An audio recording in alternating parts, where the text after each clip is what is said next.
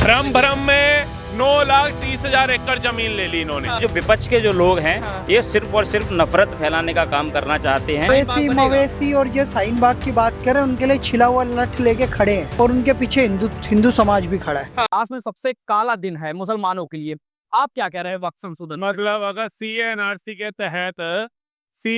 के तहत अगर डॉक्यूमेंट पूछे जाएंगे और ये कहेंगे हमारे दादा परदादा के समय के पेपर थे कहाँ से लाए, लेकिन 76 साल पुराने मुसलमान जो पाकिस्तान चले गए उनके जमीन के पेपर इनके पास है, अभी वक्त कर गए थे। जो 300 साढ़े 300 साल पहले मुगल मर गए उनके पेपर इनके पास सुरक्षित हैं कि वो वक्त कर गए थे। ठीक है, वो काला दिन नहीं था जब शाहीन बाग बना दिया भारत के अंदर। आज अगर हक की बात करी जा रही है, हक में क्या हिंदुओं को डाल दिया क्या वक्फ डिपार्टमेंट में, या सिखों को या ईसाइयों को? हक की बात ये हुई हिंदुओं को तो शामिल किया जा रहा है ना, यही तो उनको दिक्कत है। वह हिंदू 3 दिख रहे हैं जो सांसद महोदय डाले जा रहे हैं, जिला मजिस्ट्रेट डाला जा रहा है। आपको ये नहीं दिख रहा सिया के साथ सुन्नी को भी डाला जा रहा है, बोरा को भी डाला जा रहा है, पसबंदा को भी डाला जा रहा है, मुस्लिम महिलाओं को भी डाला जा रहा है, पिछले वर्ग के मुस्लिमों को भी डाला जा रहा है। भैया कब तक ठाकुर राजपूत बनिया ब्राह्मण ढूंढोगे? आज अगर सिया सुन्नी बोल दिया डालो, आज पसबंदिया बोल दिया डालो, आज बोरा बोल दिया डालो, आज पिछड़ा मुसलमान बोल दिया डालो, आज महिला डालो, तो पीड़ा हो रही है। काला दिन उनके लिए है जो सरकारी जमीनों को हड़प के बैठे हुए थे। काला दिन उन लोगों के लिए है जिन्होंने गरीब किसानों की जमीनें हड़प ली थी। काला दिन उनके लिए है जो संसद भवन को हड़पने की सोच बना करके बैठे थे, जो महाकुंभ के अंदर प्रयागराज को हड़पने का बैठे थे, जो तमिलनाडु में 15 साल पुराना मंदिर हड़पने की सोच बना करके बैठे। काला दिन उनके लिए है, लेकिन हमारे लिए अगर हमारे पास गोल्ड के सुनहरे अक्षर हो तो हम मोदी जी का नाम उस गोल्ड के सुनहरे अक्षरों में लिखेंगे कि 2 अप्रैल 2025 रात को 2:02 पे देश के लोकतंत्र के मंदिर में एक ऐसा ऐतिहासिक फैसला लिया गया था जिससे जनता को वक्फ बोर्ड संस्था से जो वो नाजायज कर रही थी लोकतंत्र की हत्या उड़ा करके उससे निजात दिलाने का काम नरेंद्र मोदी की सरकार ने किया। लेकिन ये कहते हैं कि आप फायदा जरूर दिखा रहे हैं, लेकिन मानसिकता वही है कि भाई एक तरफ दिखाना है कि सौगातें मोदी का किट दे रहे हैं, तो दूसरी तरफ नमाज पे बैन लगा रहे हैं कि सड़कों पे नहीं पढ़ सकते, छत पे नहीं पढ़ सकते। ये कौन सा दोहरा चरित्र कहाँ से मोदी जी? मतलब भैया मैंने अपनी एक जमीन वक्त कर दी, दान कर दी कि भैया कोई बेवा औरतें जो है मुस्लिम धर्म में उनको आश्रम बना कर देते ना, जो यतीम बच्चे हैं उनको स्कूल बना देना, उनको आश्रम बना करके दे देना, उनको स्कूल खोल देना, पढ़ बढ़ जाए, कलाम बन जाए। लेकिन वक्त उस वक्त कुंडली मार के बैठ गया कि भैया इनके बाप की संपत्ति है। और देश का मतलब ऐसे मैं कहता हूँ कि मैं क्या बोलूं कि देश की चाबी ऐसे लोगों को सौंप रखी थी हमने 60 साल तक, जिन्होंने देश की सारी शक्तियां संविधान की धज्जियां उड़ा करके एक ऐसे संस्था को दे दी वक्फ बोर्ड को, जो भैया जहां उंगली रख दे वही उसकी। आप कोर्ट नहीं जा सकते, आप थाना नहीं जा सकते, आप अपील नहीं कर सकते हैं। कल को हमारी राष्ट्रपति महोदया पहुंच जाएंगी कोर्ट में, कोर्ट तो जा ही नहीं सकती थी क्योंकि वो संसद भवन पे दावा डाल रहे थे। कैबिनेट की मीटिंगें कहाँ होंगी, कानून कहाँ पास होंगे, बजट सत्र कहाँ चलेगा, मॉनसून सत्र कहाँ चलेगा, वक्फ बोर्ड के ऑफिस में चलाएंगे क्या? है ये कहते हैं, यही तो कहा जाता है ना कि भ्रम फैलाया जाता है। संसद में कब्जा तो नहीं किया ना वक्फ बोर्ड ने, लेकिन भ्रम ये फैलाया जाता है कि वक्त जो है संसद कब्जा कर लेंगे, कहीं कुछ भी कब्जा। भ्रम भ्रम में 9,30,000 एकड़ जमीन ले ली इन्होंने। भ्रम भ्रम के अंदर ही रेलवे के बाद तीसरे नंबर की जमीन पे आ गए।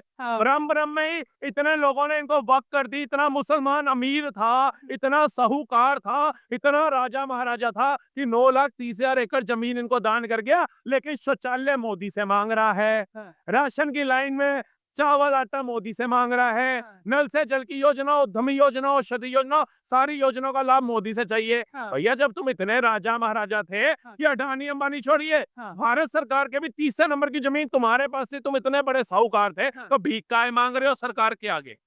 काहे भीख मांग रहे हो? ये कहिए वक्त में अगर सब चीजें सही है, सब बढ़िया कर रहे हैं, विपक्षी में 2 4 10 सांसद तो आते कि हाँ भाई बहुत अच्छा काम कर रहे हैं। यहाँ तक कि देखिए जितने विपक्षी सांसद हैं वो तो कह रहे हैं कि खून की कुर्बानी देनी पड़ी तो मुसलमान भाइयों के साथ में हम खड़े हैं, खून की कुर्बानी देंगे। वो कुर्बानी कोई नहीं देता, खड़े तो सारे ही हैं। पिछले 76 सालों से देख रहे हैं इनको खड़े हैं। किया क्या मुसलमानों के लिए? कितने मुसलमान कलाम साहब के बाद हमने देखा साइंटिस्ट बन गए, कितने वीर अब्दुल हमीद बन गए, कितने जाकिर हुसैन बन गए। जाकिर नायक तो बड़े देख लिया, हुसैन नहीं देखा हमने।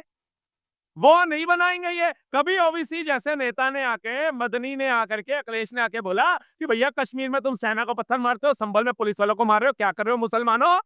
ये सेना हमारी भी सुरक्षा कर रही है। ये पुलिस हमारी भी दिन रात सुरक्षा कर रही है। काहे पत्थर मार रहे हो, किसी ने आके बोला क्या? कभी ओबीसी की औलादों को देखा पत्थर लेकर के उन मुसलमानों के बीच में खड़े? अखिलेश के बच्चों को, राहुल गांधी के किसी भाई बहन बंधुओं को, प्रियंका गांधी के बच्चों को नहीं देखा ना। मुसलमान का बच्चा ही पत्थर मारने आगे आ गए, वही गोली खा करके अल्लाह को प्यारा होगा, ओबीसी का बच्चा नहीं होगा। तो ये दोहरा चरित्र है कि मुसलमानों के कंधों पे बंदूक चलाओ, इनको तो भेज दो 72 हूरों का नाम देकर के, भैया हो जाओ मर जाओ, लेकिन ओबीसी के बच्चे क्यों नहीं है? ये तो वीवीआईपी सुरक्षा के बीच में मंच पे बैठते हैं जंतर मंतर में आके, और वो बेचारा जो पजामा ठीक से नहीं पहन पा रहा, वो मुसलमान पहुंच जाता है, भैया हम अपने धर्म की रक्षा करें। अरे तू पहले अपने परिवार की रक्षा करने की सोच। अच्छा, अपने परिवार के बारे में सोच। जिस माँ बाप ने तुझे जन्म दिया उनके बुढ़ापे का सहारा बनने की सोच। जो खुशियां शायद वो तेरी परवरिश करते करते नहीं अपना पाए, उनको वो खुशियां देने की सोच। एक अच्छा मुसलमान बन, एक सच्चा मुसलमान बन। अफजल गुरु की तरह मत बन, कसाब की तरह मत बन, जिनको जनता नकारे। कलाम साहब की तरह बन कि किसी नेता को आकर के, चाहे लाल किला हो चाहे जंतर मंतर हो, स्पीच ना देनी पड़े, हर एक भारतवासी के दिल में बसा हो। तो लेकिन अगर ये कह रहे हैं कि हक की लड़ाई है, हम अंत तक लड़ेंगे, सड़कों पे उतर के लड़ेंगे। चंद्रशेखर आजाद रावण भी कह रहे हैं कि आप देखिए सदन से पास तो हो गया है, सड़कों पे लड़ाई लड़ी जाएगी, किसान आंदोलन की तरह वापसी होगी। चंद्रशेखर रावण कौन? जो दलितों का मसीहा बन के आया था सत्ता में, और 12 साल की अयोध्या के अंदर दलित बच्ची से बलात्कार होता है, सपा का सांसद का कार्यकर्ता करता है, मंडल अध्यक्ष करता है, और वो सपा का अध्यक्ष कहता है अखिलेश यादव डीएनए करो, और चंद्रशेखर रावण चुप रहता है। मुझे अभी बदायूं या पता नहीं कौन सी जगह में यूपी में दोबारा दलित बच्ची के साथ बलात्कार होता है, वो शांत रहता है। मतलब अब पार्टी देखी जाएगी कि बलात्कार कौन कर रहा है, किसका नेता कर रहा है। अब धर्म देखा जाएगा कि बलात्कार करने वाला उस दलित बेटे से मुसलमान तो नहीं है, तो चंद्रशेखर रावण चुप रहेगा। अगर वो किसी और जाति का निकल गया, चाहे वो ब्राह्मण हो, राजपूत हो, या वो, पहली बात तो सनातन धर्म के जितने भी सर्वप्रिय मानने वाले, वो ऐसा नीच काम करता ही नहीं। अच्छा, क्या कहेंगे भाई साहब आप? वक्फ बिल पास हो गया है, पूरे देश में खुशियां हैं, लेकिन मुसलमान भाई बड़े परेशान हैं, कह रहे हैं हमारी जमीनें छीनी जा रही हैं, मस्जिदें छीनी जा रही हैं। आप लोग खड़े हैं उनके साथ में? कहीं कुछ नहीं छीना जा रहा है, ये हक देने की बात है। और वक्फ बोर्ड जो आया, अभी आपने देखा होगा कि जो है विपक्ष का जो नंबर था, नंबर पे भी आप ध्यान करिएगा कि 232 है। तो 2 फाड़ जो है और 3 तिकाड़ा काम बिगाड़ा, तो आप समझ ही रहे हो कि 232 नंबर क्या है।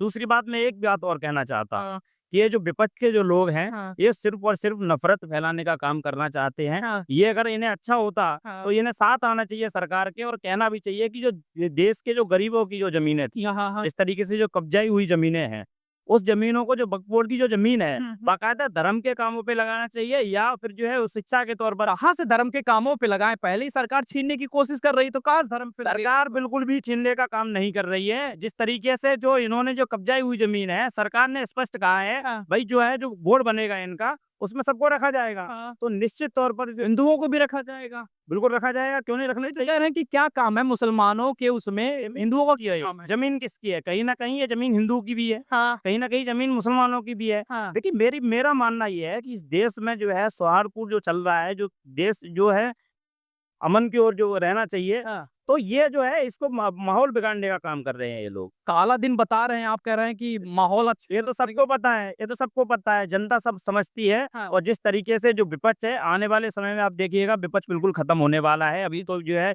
जनता ने कहा कि चलो कोई बात नहीं, विपक्ष को एक बार और मौका देते हैं, दमखम से जो है हमारी आवाज उठाएं, लेकिन आवाज नहीं उठा रहे हैं वो लोग। तो निश्चित तौर पर जो है जो अभी जो है नरेंद्र मोदी जी की सरकार ने जो बिल लाया है, बहुत अच्छा बिल है, और निश्चित तौर पर जो है लोगों का अच्छा काम होगा इससे। कह रहे हैं कि संसद की लड़ाई सड़कों पे अब लड़ेंगे, क्योंकि देखिए मुसलमानों की हक की बात ठीक है, हम मेजोरिटी में नहीं है, संसद में नहीं लड़ सकते, अब सड़कों पे लड़ेंगे। क्या करेंगे? मवेशी मवेशी और जो शाहीन बाग की बात करें, उनके लिए छिला हुआ लठ लेके खड़े हैं। पुलिस वाले भी, सीआरपीएफ भी, आरएएफ भी, सारी की सारी फोर्सेस खड़ी हैं, और उनके पीछे हिंदू समाज भी खड़ा है। मोदी जी आप आगे बढ़ो, हम आपके साथ हैं, और दिल्ली पुलिस लट बचाओ, हम तुम्हारे साथ हैं। लेकिन वो तो कह रहे हैं ना कि भाई अगर खून की कुर्बानी देनी पड़ी तो वो भी देंगे। क्या करेंगे? तो राम मंदिर पे भी कहा था, एक भी खून का चीटा उचला? आप बताओ ना, आप प्रमाणिक पत्रकार हो। 370 पे जब बिल पास हुआ तब कुछ हुआ नहीं। कुल मिला के बात इतनी सी है, कुछ परिवारों का कब्जा है वक्फ के नाम पे। ओबरॉय होटल का उदाहरण दिया गया, एक दिन का किराया एक रूम का 12,000 है, 12,000 की लीज पे दे रखा है। ठीक है, 12,000 किराया लेते हैं इस वक्त। कुछ ऐसी जगह जहाँ 1-1, 2-2 रुपए किराया लीज पे दे रखा है 100-100 साल। और कांग्रेस पार्टी के अध्यक्ष मल्लिकार्जुन खड़गे बेंगलोर में एक इतने बड़े लैंड पे कब्जा 15,000 एकड़ लैंड पे कब्जा करके बैठे लगभग, और जिसकी करोड़ों अरबों रुपए की कीमत है, और इनके ट्रस्ट को दे दी वक्फ ने। मतलब वक्फ को ये जब पावर देते हैं, हाँ, वक्फ इनको प्रॉपर्टी डीलिंग का काम करवाता है, जमीनें इनके नाम कर देता है, हाँ, 100-200 साल की लीज पे दे देता है, या 1-2 रुपए 10 रुपए किराए पे दे देता है। ये क्या चल रहा है? राम मंदिर 400 करोड़ टैक्स दे रहा है, वो भी 1 साल में। ठीक है। 9,30,000 एकड़ जमीन के मालिक वक्फ बोर्ड टैक्स दे रहे हैं 1,25,00,000, 1,30,00,000। ये क्या है? ये इतना दोहरा मापदंड क्यों?